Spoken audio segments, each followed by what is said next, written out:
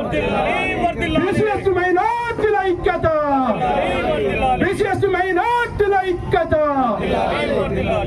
ఈరోజు నేను 20 సంవత్సరాల నుంచి మహాత్మా జ్యోతిరావు పులే విగ్రహాన్ని పెట్టాలని, ఆయన జయంతులను మరి దామోదర సంజీవయ్య విగ్రహం దగ్గర చేసేవారము.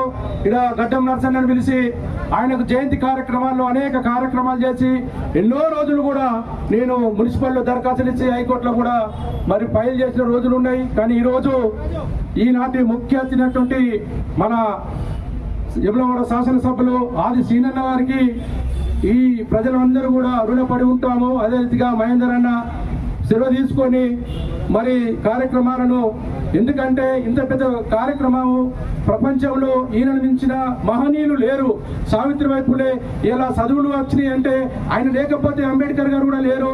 అంబేద్కర్ గారు చదువుకున్నాడు అంటేనే మరి ఆయన మూలంగానే చదువుకున్నట్టు పని చెప్తున్నాం.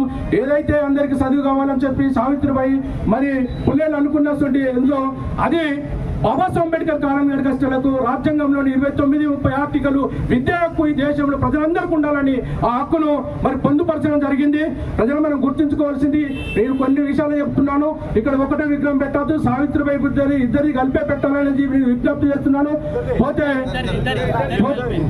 పోతే ఇంకొక విషయం ఏంటంటే, దయచేసి మీరు ఎవరైనా కానీ ఆ మహనీయుడు ఒక కులానికి అంటగట్టద్దు అనేది నేను చెప్తున్నాను.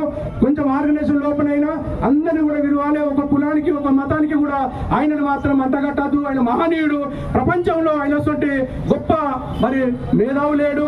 మనం ఈ పరిస్థితిలో ఉంటున్నామంటే, అందరం కలిసి ఉంటున్నామంటే ఆయనను మించిన దైవం మనకు లేదని చెప్పి గుర్తు చేస్తూ ఈ అవకాశం ఇచ్చిన సభ